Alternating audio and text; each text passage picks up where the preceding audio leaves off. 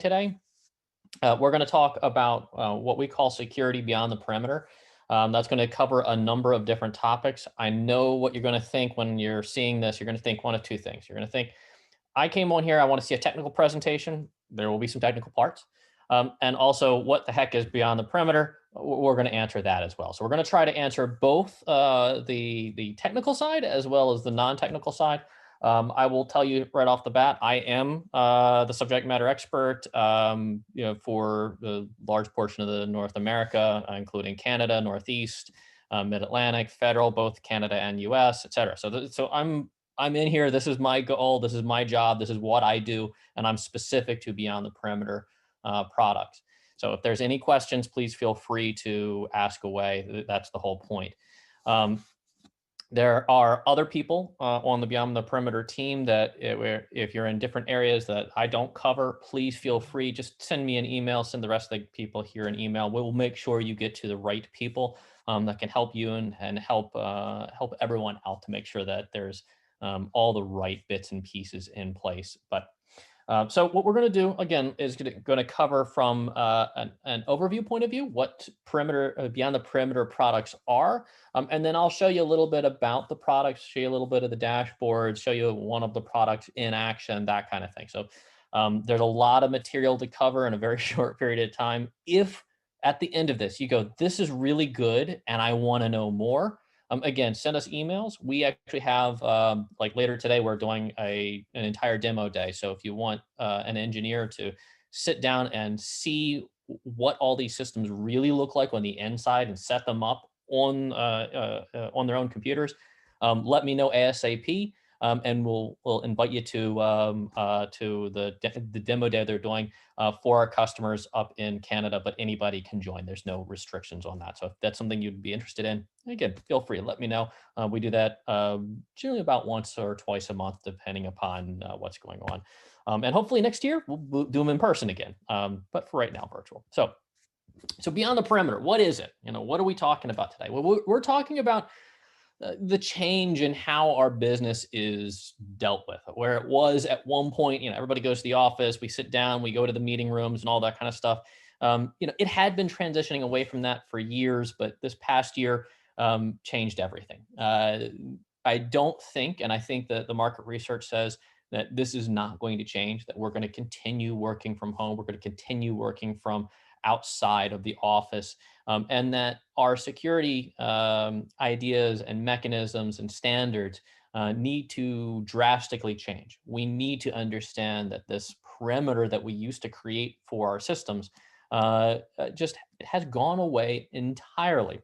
And that our security itself, if it doesn't update to take that into account, we're opening ourselves up for major attacks. I mean, honestly, if you've been paying attention at all in the past 6 months, you've seen a major storm of attacks against every possible group that you can think of, whether that be local, state government, federal government, commercial, healthcare, all of which have received major attacks through a variety of different methods. Some of them you may not know about, some of them you may know about. We're going to focus on a couple of things today that are beyond the perimeter. I have more examples, more things that we can talk about. So again, at the end of this, if this is all really interesting and you want to talk more about it, please do.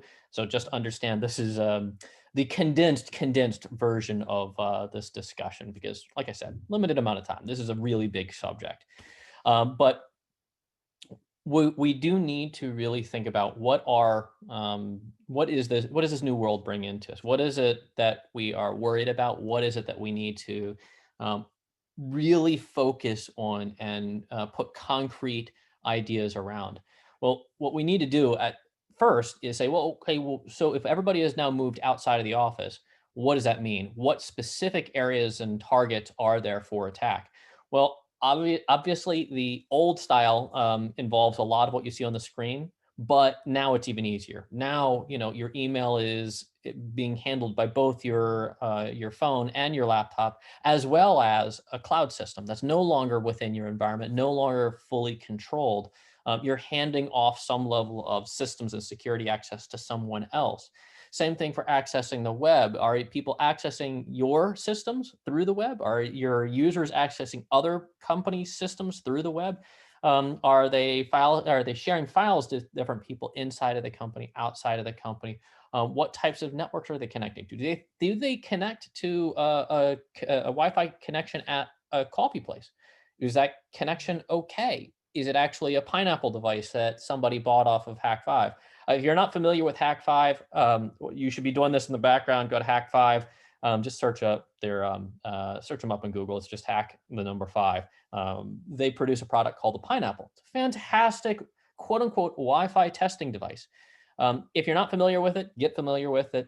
If you're already familiar with it, I hate to tell you, you missed the deal last week because they were giving them for 20% off of their cheap $100 price in the first place. That just kind of puts it in perspective of how cheap it is to get a hacking tool. But that tool in and of itself could create a malicious network anywhere you go if you're a hacker, which is awesome for them. Not necessarily so much if you're not prepared or your customers are not prepared to provide protections, because those can generate a man in the middle, basically creating a situation where an end user believes they're okay, believes that their device is secure, believes that everything is fine. And when they went to the coffee shop, a pop-up showed on their phone and it said, hey, you need to install this to move forward.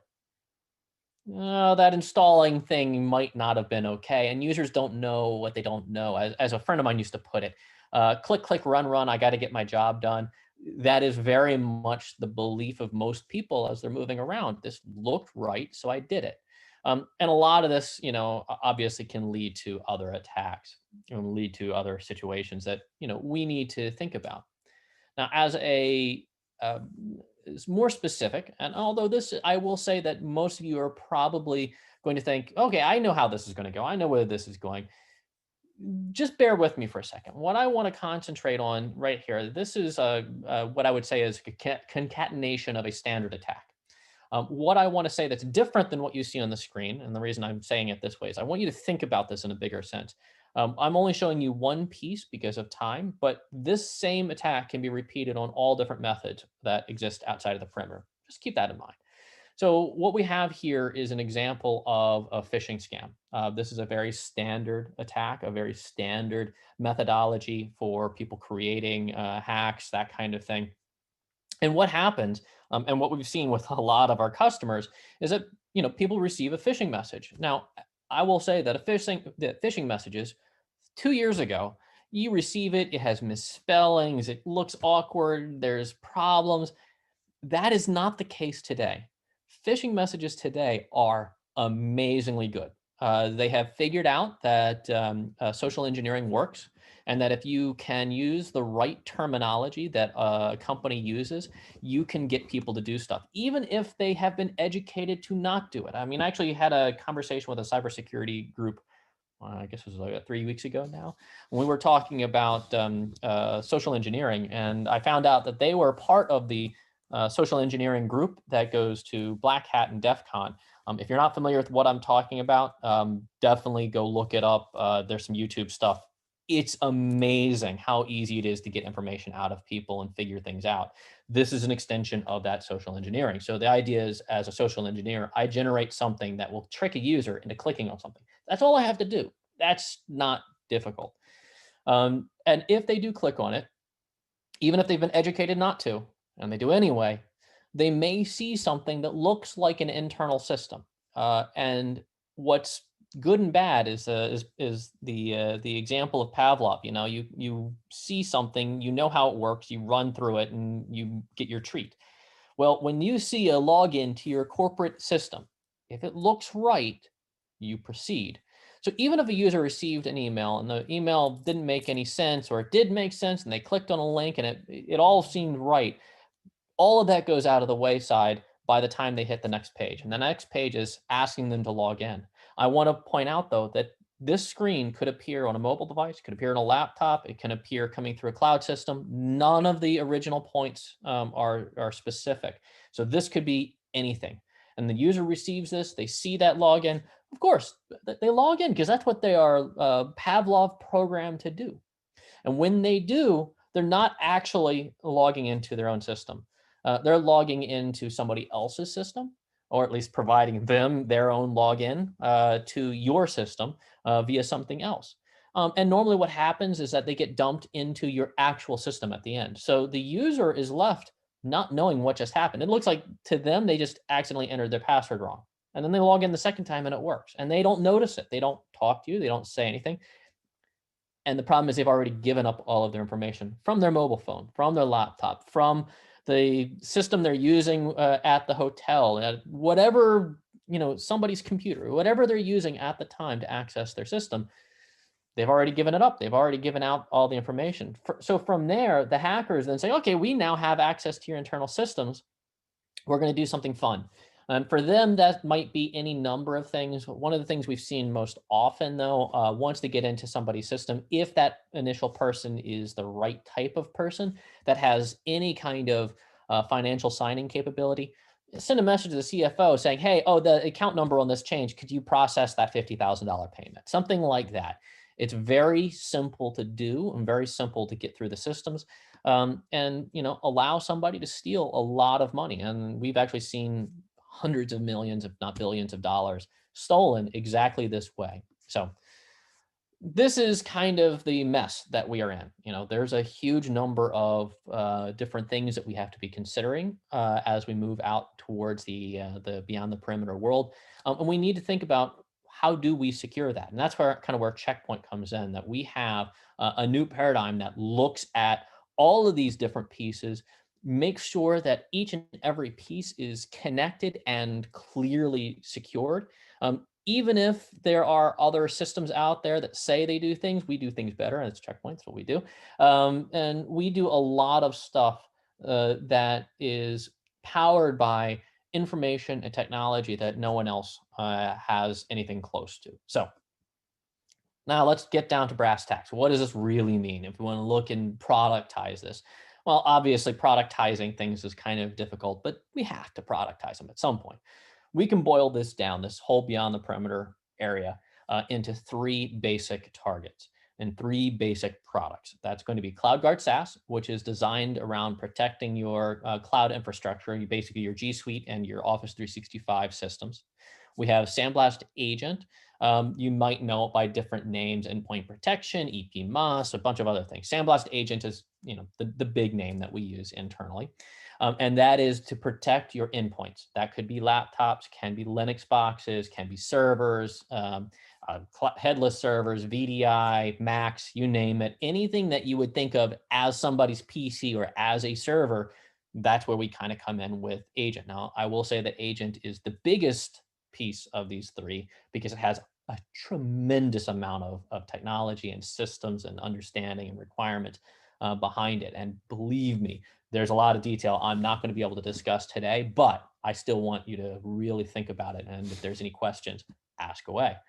And then finally, SandBlast Mobile, which is kind of something that I feel especially connected to. I've been in the mobile business for a long time. I actually, as somebody else put it, I did 13 years with the carriers, so I'm very, very familiar with mobile. I actually started in the mobile space like 20 years ago. Started actually before that as a network engineer. I moved over to Research in Motion, or BlackBerry. I worked there for a while, then worked at the carriers for a long time, and helped them on their security side as well. So I kind of seen a huge amount of growth and I have a huge understanding of what that mobile space is like. And Checkpoint, is pretty amazing what we do related to securing those mobile devices. Even though a lot of people believe that they're already secured, the reality is that's probably not the case. So what do we do? What is it that Checkpoint is doing that's different?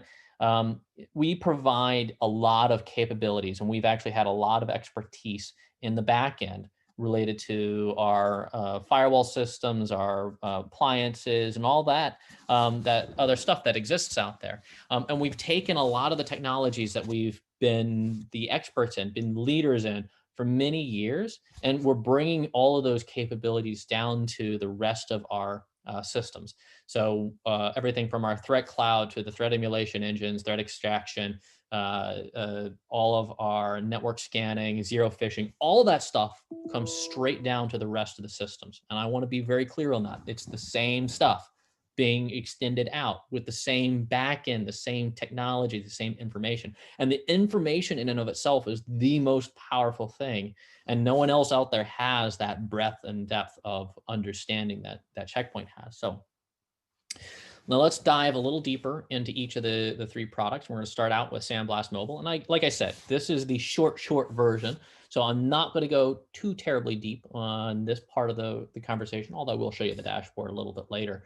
So SandBlast Mobile, like I said, is a security solution for mobile devices. It is designed around the new world of mobile devices and what we are doing with mobile devices. So, at one point, mobile devices were controlled, they're corporately owned, all that kind of stuff. You just didn't have any capabilities as an end user. Today, that's not the case. Today, devices are primarily owned by an individual. We understand that this system is designed around BYOD. We also understand there's a lot of privacy requirements around that. We get that. And we actually very much make sure that our system is designed around that privacy idea. But we also understand that users use mobile devices dramatically more than they used to.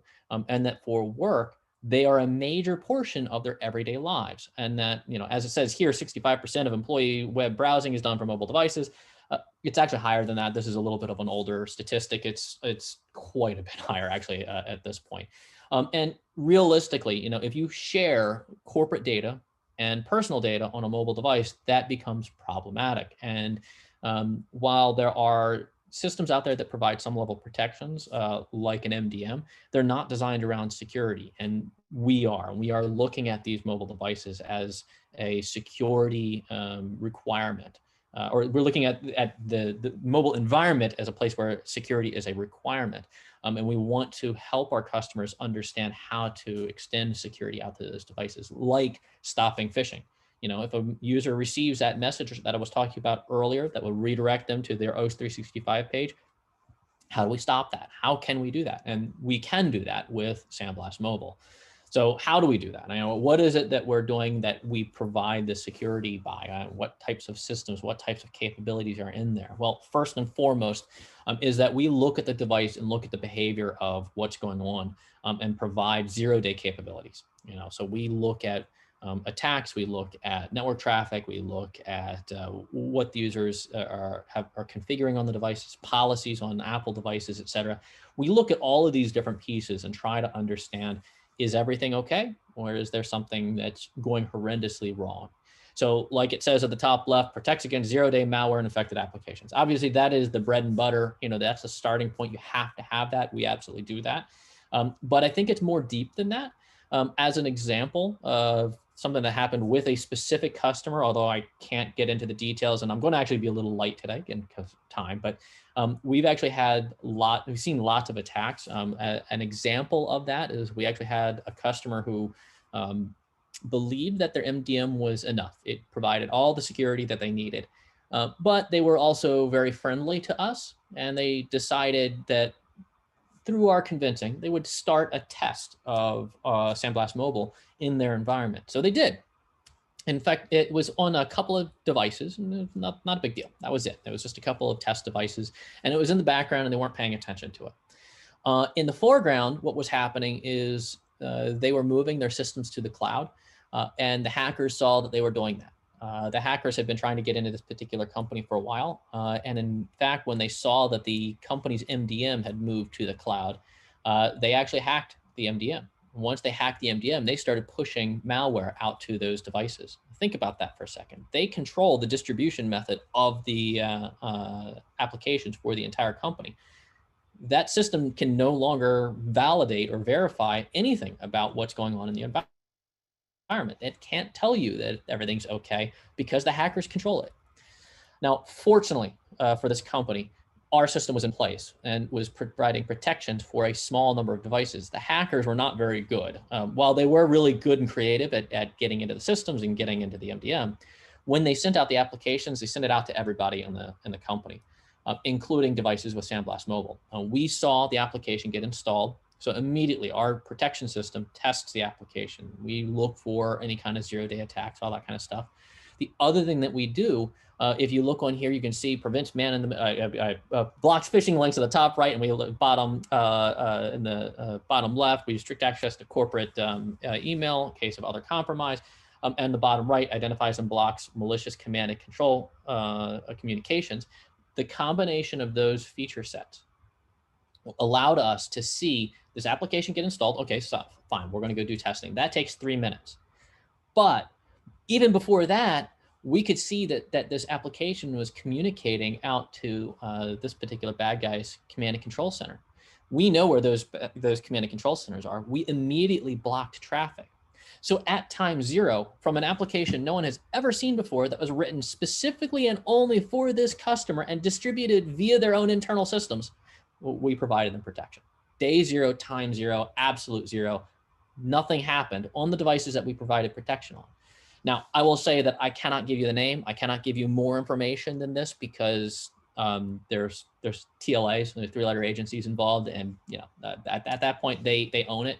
And also, of course, most companies don't like talking about their airing their bad laundry. So it's a little private, but that is something that we found. It was 2 months ago. Real attack, very, very, very large firm. So that's the style of attack, and that's the type of thing that we look to provide protections for, and we actually do provide protections for. This has been tested out by a number of different groups. We have Forrester, IDC, Miercom, and a bunch of others, Gartner, and others. Oops, I wanted to stay on this page. Have tested it out and looked at the systems and prove out that this is, without a doubt, the best solution that you'll find for mobile devices. One other thing to note about it before I move on to Agent, the system does work both with MDMs and as standalone for all mobile devices. So for all of your iOS and Android devices, whether they're tablets or not, we do provide full protections on both of those with or without any of the major market MDMs. So AirWatch, MobileIron, Moz 360, Intune, et cetera. We provide a significant protection enhancements and provide lots of intelligence back to those systems. So it's a very two-way street, and we're partners with all of the above. So, okay, that's SandBlast Mobile. Now we're going to move on to SandBlast Agent. Now, like I said earlier, SandBlast Agent is known by a lot of different names: endpoint protection, EP, MOS in the cloud, et cetera. This is a system that has a lot of configuration capabilities. It is perfect for every customer from small to extremely large. I don't care how complex that they want their systems to be. We can support it. If they don't want it to be complex, we support that as well. So this is a really cool solution. Really, really cool capabilities. And obviously in this world of what Symantec did with their customers, that's a tough situation and something where we have a good possibility and lots of capabilities to solve problems left in the past. So we're able with this solution to provide tremendous protection capabilities down to your laptops, to your Macs, to your Linux boxes. We have different types of capabilities, EDR capabilities, et cetera, within the system, full reporting, the ability to see Microsoft API connections internal to the system, scripts, fileless attacks, et cetera. It is a culmination and combination of all of our attack protection systems, including everything from file emulation, file extraction, malware protection, anti-bot, firewall protections, et cetera. It's a huge piece, as well as browser-based protections against direct attacks and password reuse. I mean, it's very, very fully featured, and even has full disk encryption capabilities as well, or control of full disk encryption. So it's a really, really interesting, detailed, deep system. It has very much the sum total protection necessary for all of those endpoints. If there's anything specific, I would love to talk about it at the end for Q&A. Like I said, it's a huge topic, so this is kind of I could fill an hour and a half, 2 hours with just talking about this product. But That being said, what you can see on the screen is a list of the quote unquote blades. If you're not familiar with Checkpoint's terminology, blades is just a term that we use, saying these are the features that are supported by this particular solution. And you can see here the solutions, the pieces on the left-hand side under endpoint security. This is basically the list of stuff that we have that can be added into this system. All right, and I will show you that. I'm going to actually show you one particular feature out of this at the end, something that I feel is quite possibly one of the coolest features that Checkpoint has at all, and that is anti-ransomware. So you can see here it's in this particular blade, the anti-ransomware behavioral guard and forensics blade. Anti-ransomware is quite literally a time machine. We know of customers that would have saved millions, and in just one case, we know that that solution alone, nothing else, if everything else was turned off, that one solution, if they had it turned on, would have saved them $18 million, just to put that particular piece in perspective and how powerful it is. And I'll show you exactly what it does right at the end. And then the final product that the Beyond the Perimeter team has is CloudGuard SaaS. This is simply an API-based protection solution for your G Suite and Office 365 systems, as well as a Box and Dropbox.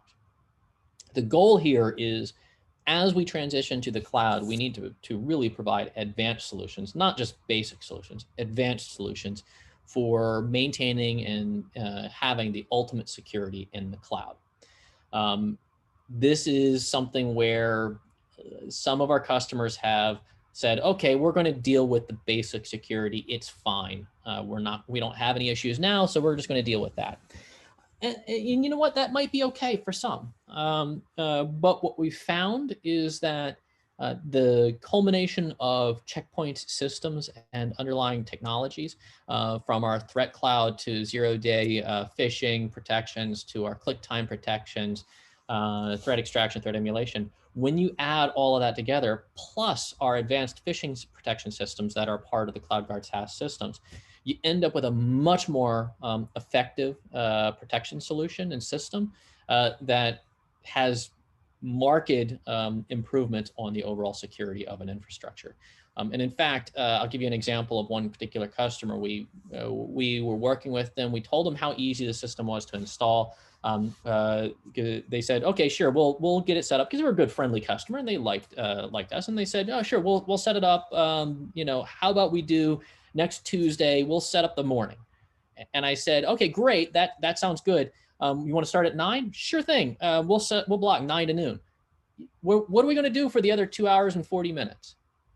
Because it's 10 minutes to get this installed and 10 minutes to read through the documentation. That's it. The hardest part about this is remembering the passwords to get into the system. So it is an incredibly simple system to turn on. They said, that's fantastic. Let's do it right now. We got it turned on in 10 minutes. And when I say we got it turned on, what that means is that we had CloudGuard SaaS as an API connection established to their Office 365 environment. From that point, we said, we're going to just run this in detect mode. We're going to look in Office 365 in the email or other systems. In this case, it was just email, for any signs of phishing, any signs of malware, any signs of shadow IT, and a bunch of other stuff. That's all we wanted to do right off the bat, was get it turned on so that we could see what's going through the system. And they said, that's great. That's what we did. Got it turned on. Now, this was last December, and you guys know, everybody knows how December becomes something else. You start working on stuff, and then everything goes by the wayside. Somehow you wake up, it's the end of January, and now the real world is starting again, and now you got to pay attention to stuff.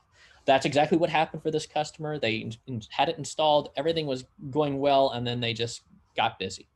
A month and a half later, they're preparing to come to CPX. If you're not familiar with CPX, it's Checkpoint's big conference once a year. Although this year is, of course, going to be special. But normally it's going to be in the late January, early February timeframe. And they came down to CPX, and the morning that they were coming to come and talk to us about a couple of other things, they found us. They hunted us down and said, "Hey, we have a problem." And we said, well, what's the problem? And they said, you remember that CloudGuard SaaS thing we installed? Yes, absolutely. The one we've been asking you about. That, did you take a look at it? Said, yes, we took a look this morning. We found a problem. I said, well, what's the problem? Did we do something wrong? Is our system broken? No. Your system found the problem. Oh, okay. So what we found is that while they had other solutions in place, they had multiple solutions, not just one, not just the standard, anything else. They had multiples. Their other solutions were letting phishing messages come through and go to their sea levels. And they found out their sea levels were actually clicking on stuff in the phishing messages and actually acting upon them. Yeah, that's a critical problem. We actually then got our IRT team and worked on it separately. So that's a separate solution, a big solution, big requirements. That being said, by the end of the day, they had this system fully up and running in a prevent mode versus just detect mode, looking at what was going through their systems, stopping phishing messages. So far on average, the statistics that we've been able to pull out, we are about we prevent about 30% more than everybody else in terms of phishing messages, as well as the rest of what's going on out there. So it's a very interesting solution. Again, provides full protections on both the full G Suite and the full Office 365 suite. So that would be OneDrive, the email solutions, SharePoint. We are adding Teams, so we should have Teams soon, fully supported by that solution, et cetera. So it's a really cool overall solution. All right, and so that's, let me go back one page. That's the overall solution. That's the overall couple of pieces. From here, I'm just going to touch on one or two more pieces, and then I'm going to go and show you a dashboard or two. Hopefully there are some questions and got some stuff kind of coming. We really love the questions, love to answer, give you more information. But just keep in mind that, all of the different systems that we're talking about today, the one thing I want you to go away with, the one checkpoint terminology that I want you to kind of keep in the back of your head is threat cloud.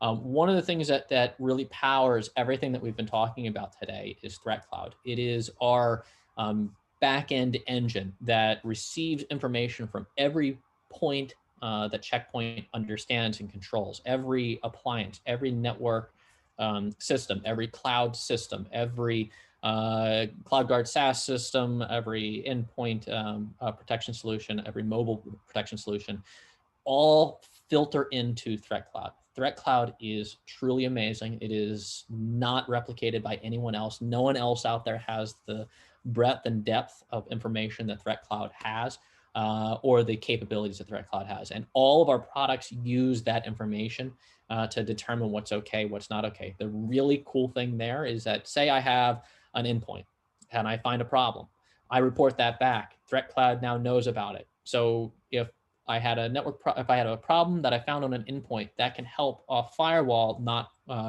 allow connections to the same system that a laptop found. Same thing with the mobile, back and forth. And that's like, if you remember the example I was talking about earlier with the mobile devices being attacked and communicating that command and control. The reason we knew that about that command and control center is we knew those bad guys from other systems. And that's something that, like I said, literally no one else had, and no one else had capabilities to find. And in fact, while I didn't discuss this, it is the truth that we were not the only people doing testing in that particular company. And no one else found the problem that we found on day zero. So we're proud about finding things like that. So with that, I just, want to make sure, understand these are 3 products that have been out in the field. They're not brand new. These are really well grounded, fully GA, awesome products that hopefully you guys will find interesting and are, looking forward to working with. So with that, I'm going to stop sharing this and I'm going to switch over to a browser and show the actual interfaces for these solutions. As long as I can find my browser, because I have opened up a lot of windows today, evidently. Let me get it a different way, because I have to get out of the presentation. My Zoom loves my presentations, but sometimes it seems to want to get stuck in my presentations, which is fun. All right, so let me open this up. All right, that is now open. And Firefox. All right, there we go. Finally. Sorry about that delay. All right. So if you remember earlier, I was talking about, I said I'm going to show you some stuff in Agent that I think is really cool, or endpoint protection solutions. Let me just give you a couple of things about endpoint protection solutions. If you are familiar with Checkpoint firewalls, you have probably gone through the configuration. You have seen endpoint. That is what we're talking about. That is something that is a capability from within Checkpoint appliances. This is also a capability within our Infinity portal. So if you're familiar with the Infinity portal, it's a capability in there. You'll see Sandblast Agent. They are equivalent, at least at the end user side. The management, though, can be done in the cloud directly as EPMOS, that's endpoint management as a service, or it can be done on-prem via a system that's installed on your facility. Up to you how you want to handle that, how the customer wants to handle that. It's fine either way. The same capabilities exist in both. Obviously, if you go for EPMOS, we manage the entire system. We do upgrades on the system. We make sure everything is tip top. But as far as the system is concerned, you can see here, this is the endpoint management console. I'm not going to go through the console too much. This is the older console. There is actually now a web console. If you've been using R81, there is a full web console in R81. And the endpoint management as a service shares that same console, the web console. It is not 100% every feature capability. All of the features are in this. They are getting transitioned over to the web piece. It'll probably be there fully early Q1, somewhere around there. We'll have all the feature sets over there. It's tough. Anytime you're trying to transition from a program to a web interface, there's a lot of stuff that you have to do. And this system has a lot of history, many, many years of history. So there's a lot of stuff we have to move over. But that being said, it is mostly moved over at this point. You can always take a look, but you can use either system. There's no restriction back and forth. But the overall system, it looks like this. It's pretty simple. If you've used it before, you're familiar with it. It has a very, very deep policy set. Each of the blades can have their own policies. There's a full distribution policy. We are going to have, in the longer run, a full distribution capability from our system. Right now, we suggest and use GPO and SCCM and other distribution methods. We don't distribute the software ourselves for the most part, although we do have a capability for it. We will have a full distribution capability for this in the long run.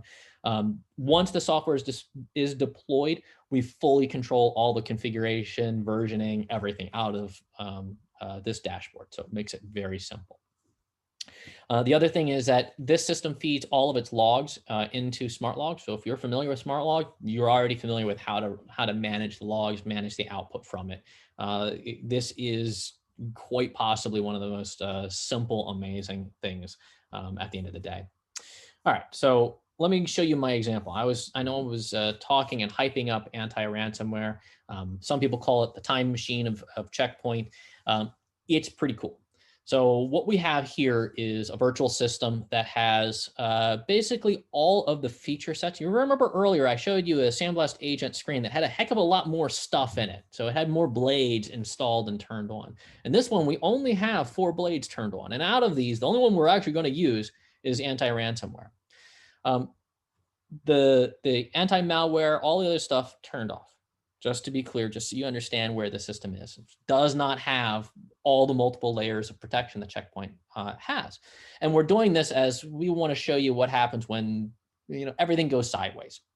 So in this case, what happens if somebody does get a ransomware installed somehow onto a machine, even though we should have other protections? If somehow something passes by all those, what happens? Well, that's where anti-ransomware comes in. We call it a time machine because that's basically what it is. We look at the operating system, we look at what's going on a machine, we look at how it's behaving throughout time, and if something doesn't seem right, if we see some activity taking place that we know to be bad, we go, something's wrong. These files that are being executed, this order that the stuff is going in, this encryption that's going on, it's not right. And we will stop via our behavior guard system, stop the bad behaviors. And then we'll revert the system back to how it was before. And I'll show you a demonstration of that. So we're going to just show you this WannaCry. If you remember the WannaCry attack, of course, everybody does. WannaCry was a single click attack. That was it. I've now done WannaCry. That was the sum total. And it's actually already encrypting my system. And already it's detected that the encryption started. And that we say, okay, well, we got to stop all these processes. You can see here in the background, WannaCry, WannaCry, WannaCry. All of these files have been encrypted by WannaCry. So as a user, I now no longer can have access to them. But Our system knows that this isn't okay, and we're going to revert these changes. We're going to revert the encryption to WannaCry. If I try to open up the original PNGs, it's just a text file that says, "Hey, your files have been encrypted. Pay us money," is what it says. This, like I said earlier, this particular feature alone would have saved one particular customer $18 million had they had this enabled and turned on. I mean, so that is kind of the aspect of it. That's kind of the idea behind it. You can see it's already reverted all of these files back to where they were originally. These are the original files. We keep, kind of think of it as a differential log on the system. It's not quite that. There's a lot of special sauce that goes into it.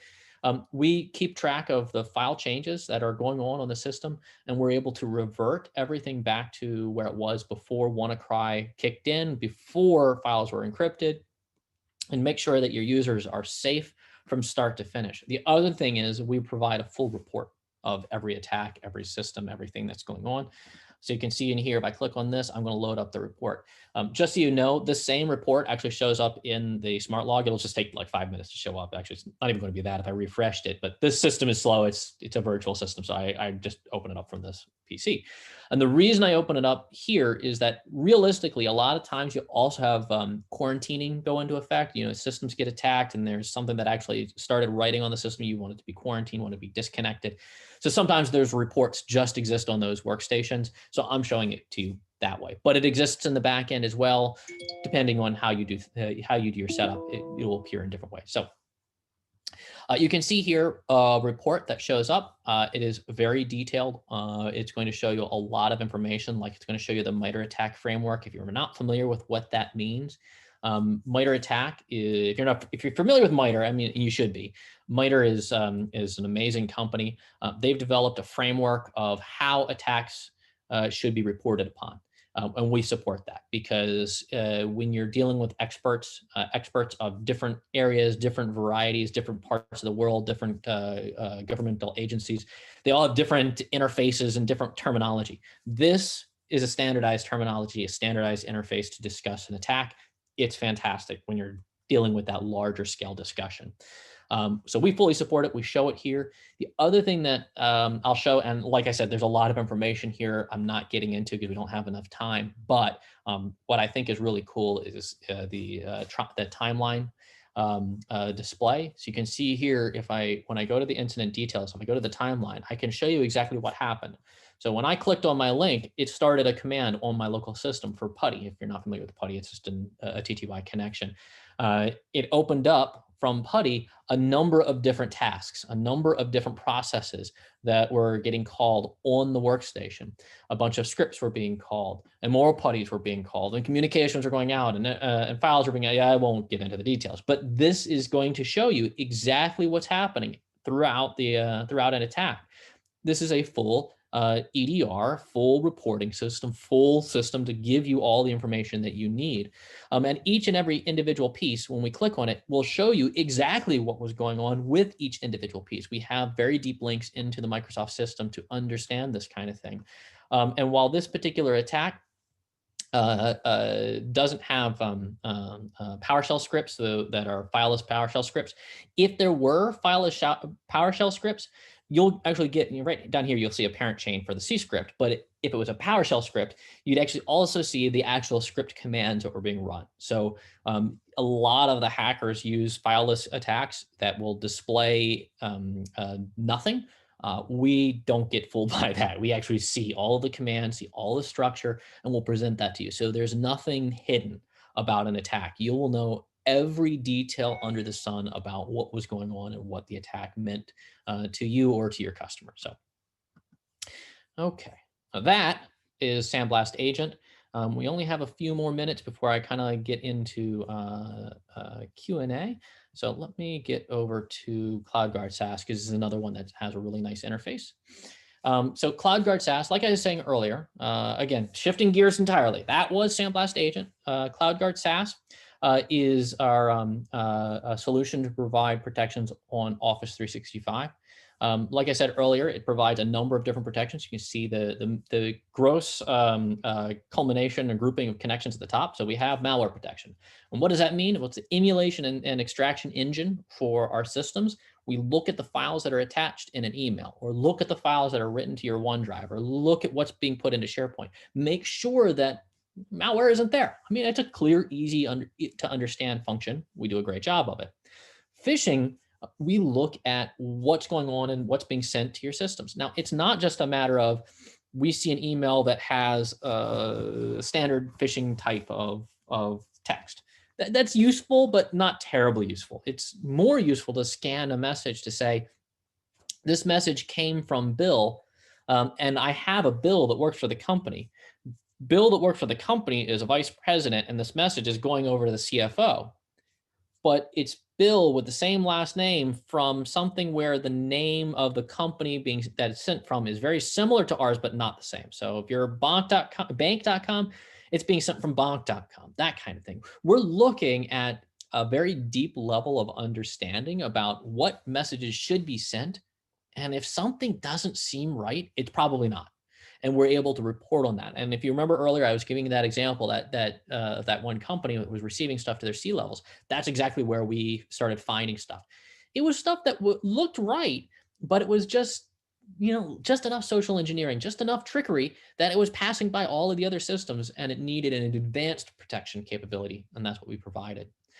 We also provide a full DLP engine, so we can look at what's being written into your file shares or in your email and say, you can't share files that have social security numbers in them. You know that those have to stay inside. Those have to stay in the perimeter, not outside of the perimeter. Whatever you would need. There's like 700 or 800 different types of DLP information, and we can help you maintain that security and maintain that information in the right locations in your environment. Now, the final two are the more are interesting, and they're more for educational. So Shadow IT is basically us looking at email for traces and information around other services that you may be running within your system and may not be familiar with. So there may be within your systems, do something. There may be something in your system where people are accessing an accounting application. They may be accessing a file share. They may be transmitting stuff via different applications. We can see those applications that are being used and let you know what we see. As an example, what we've had customers find is that, okay, I said an accounting application, and one of the customers said, I don't know what this thing is. Why is it telling me that I'm using this accounting package? We use this other accounting package. Well, what we found out in the end is that the accounting team had actually switched accounting packages and had never let the IT team know. It was fine, but the IT team had no idea that they weren't using the accounting package that they thought they were using. So they were providing all the security and they were paying money to a product that their accounting team didn't use. That's what Shadow IT is designed around. It's designed around helping you understand what your environment entails, what's out there that you may not know about, and helping you move forward properly. And then finally, anomalies are going to be things like supermanning. I log into Office 365, I'm logging in from North America, I'm in New York, and then 2 seconds later, I'm logging in from India. Is that okay? Maybe, maybe not, but we're going to help you understand that those anomalies may be occurring. Now, of course, with all of this, I've talked before about reporting. This is the same. We provide a tremendous amount of reporting in this system as well. So when we have a phishing message, we're going to tell you why it was phishing. We're going to give you good information around what was determined. In this case, if I open up an event, you'll see on the top right that our anti-phishing engine found a problem. And then we're going to give you the reasons for it. It's going to say that in this case, the email text was suspicious. That's one category. It's one of the type of things.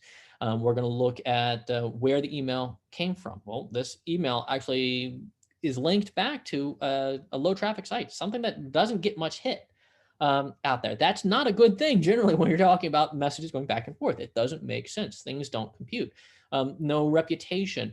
And in the end, when we look at this, we use our machine learning at it, we scan it and we go, this just does not seem right. And our machine says, hey, you know what, this is high confidence to be phishing. And we're going to report all of what was going on, all of why we think it was phishing, and let you know what the story was. Our customers that have looked at this have been incredibly happy with the information they get out of it. We can quarantine emails based off of this, and we can do a lot of other stuff. So there's a lot of details. I'm not getting too much into the configuration capabilities today, but just suffice it to say, there are a ton of capabilities, and we can set these systems up as detect only. We can set them up as prevent. We can set it up as detect and remediate. There's a bunch of different options for matching the needs of any individual customer. And there is no limitation on this on size. So it can be for a very small company or a very, very large company. It works on both.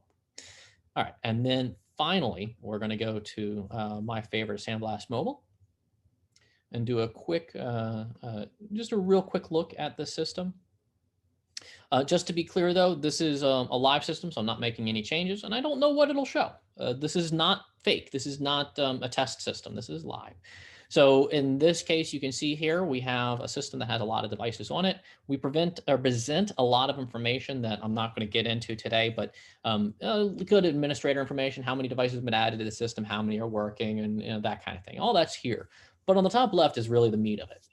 Are there devices that are having problems? Yes or no? In this case, there are no devices that are in high risk. High risk means that they're being maliciously attacked right now. That's a problem. That's something you need to take care of and deal with and solve. We present that to you immediately. Make sure that there's no questions asked. And then we have medium and low risk, which are things that you can define on what you think is a medium risk and what is a low risk. The funny thing, but real thing, be very honest, that shows up a medium risk a lot of times that our customers get kind of surprised about are going to be and I'm serious about this, husband and wife tracker applications. We find them in there every once in a while. Is it okay to have in your environment? Probably not. I mean, I'm sure some husbands and wives know that that's going on, but sometimes they don't. And maybe it's not a husband or wife. Maybe it's somebody else. But they're real applications and they can be purchased. So they're not malware, but they might not be okay. So that's the type of thing that would show up there. We do present that to you and make sure that you know what's going on. And then if you click on the number, it's going to tell you exactly what these risks are, the 300 devices. It'll tell you what the issue is. If it's an application, it shows you exactly what applications and what in those applications are an issue. In this case, these are network scanners, and we just have network scanners set to medium, so they'll show up in here. But if it was a malicious application, up at the top, you can see here, we have threat summary. This application is compromises local device data, et cetera. So we're able to scan the network is basically all it's saying for this one. But if it's a malicious application, we'll give you a full list of everything that's going on with that application in this screen to make sure that you get a good bit of information about what's going on and what that app might be able to do. We also have in here a lot of other capabilities and protections. We do scan every Wi-Fi network that the user connects to. I was talking earlier about that Pineapple device. We look at those devices. We look at what the user is connecting to. If they connect to a network that isn't okay, we report that in here. We also have in the system the capability of blocking outbound traffic, like I was saying earlier, that saved that one company, those devices that had a protection installed. We saved them a lot from that. And we carry that into this system as well. That outbound connection blocking capability is done in a private manner. So it's a matter of us seeing connections, not necessarily data that the user is trying to send. But if we find something to be problematic, we block it. That blocking action generates a log. So you can see up here at the top, there was some kind of an issue with this particular site. Somebody was trying to go to it. We blocked it, and that's it. Makes it very simple. All of the rest of the activity that the user does, we don't track, we don't keep, we don't store. It's not something that we care about. All we care about is the malicious stuff, and that's the stuff that's reported upon. So with that, like I said, this is the very shortened overview. There are tons of capabilities. You can see there's a lot of stuff I didn't click on. There's a lot of other stuff on the screen, but we are also running out of time. And I wanted to, make sure that there's no questions and give you back, like 30 seconds at the end of this. So if there are any questions, please feel free. This is definitely the time to ask.